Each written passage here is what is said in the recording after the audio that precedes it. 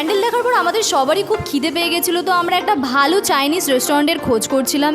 এখানে আমরা একটা চাইনিজ রেস্টুরেন্ট পেয়ে গেছি। রেস্টুরেন্টটার নাম ছিল হোস্ট চাইনিজ রেস্টুরেন্ট। অ্যাম্বিয়েন্সটা সত্যি খুব শান্ত এবং সুন্দর ছিল, যদিও এখানে বেশি লোক ছিল না আমরা ছাড়া।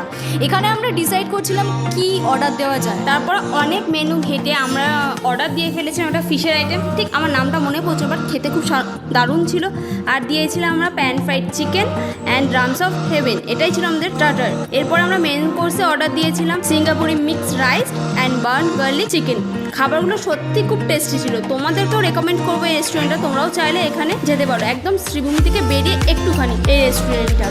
তারপরে তোমরা দেখতে পাচ্ছ আমরা পুরো খেয়ে পুরো প্লেট পরিষ্কার করে রেখে দিচ্ছি, একটুও নষ্ট করিনি, কারণ খাবার নষ্ট করা উচিত নয়। তারপরে আমরা বেরিয়ে গেলাম বাড়ির উদ্দেশ্যে। ভিডিওটা যদি ভালো লেগে থাকে like, comment, share and subscribe, এবং বড় ব্লগ দেখার জন্য বং রেনবোস চ্যানেলে সাবস্ক্রাইব করো। টাটা। টাটা।